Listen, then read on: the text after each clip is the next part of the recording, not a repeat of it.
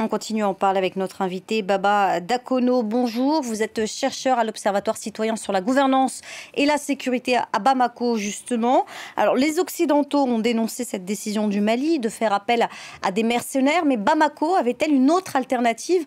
On précise que les Occidentaux ont fortement diminué leur présence ces derniers mois. Oui, effectivement, leur présence, pas tant sur le plan militaire que sur le plan de la coopération. Et c'est véritablement le premier impact, d'abord de la transition, donc des régimes qui n'est pas issu d'élections. La seconde, c'est les suspicions de contrats avec un groupe de sécurité privé qui fait que beaucoup de partenaires ont suspendu leur aide, une aide pourtant dont le pays a fortement besoin dans un contexte, comme on le sait, caractérisé par une crise qui perdure depuis presque une décennie maintenant. Alors, la différence entre un mercenaire et un soldat, c'est qu'ils ne sont pas soumis aux mêmes droits, aux mêmes règles. Est-ce qu'il faut craindre, est-ce qu'il faut s'attendre à des débordements?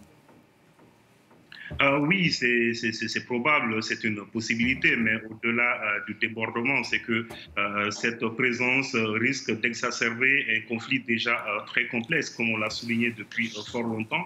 La réponse militaire à elle seule ne pourra pas venir à bout de cette insécurité qui est caractérisée de plus en plus par une endogénisation de cette menace-là. Aujourd'hui, ce sont les ressortissants des localités où la menace persiste qui sont membres de ces groupes-là. Donc, dans un tel contexte, une intervention militaire qui, de plus, par un groupe de sécurité privée, risque d'exacerber certaines dynamiques conflictuelles. Alors vous parlez justement de ces localités un peu reculées. C'était le défi du pouvoir malien, tenter de réussir à parler à tout le monde, tenter de mettre en place une sorte de discussion pour atténuer aussi les conflits ethniques qui sont une réalité en dehors de cette lutte contre le djihadisme. Est-ce qu'il va y avoir un problème avec la barrière de la langue? Maintenant, ça va être des hommes qui ne parlent peut-être que le russe, qui vont débarquer dans des villages reculés. Est-ce que ça a été anticipé, ça, vous pensez? Ça, je ne saurais le dire, mais déjà, par le russe, ça pas sûr, parce que dans le mode opératoire de ce groupe de sécurité, ce n'est pas que les Russes qui sont enlevés, c'est beaucoup d'autres nationalités qui sont souvent utilisées sur les théâtres.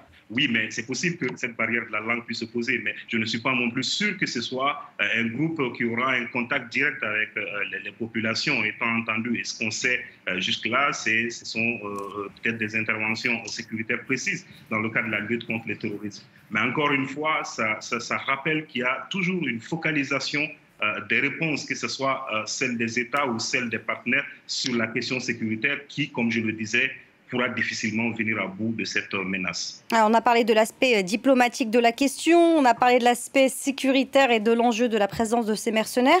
Qu'en est-il de la réaction de la population? Vous qui êtes sur place, comment réagit-elle à la présence de mercenaires russes? Est-elle rassurée? Est-elle inquiète?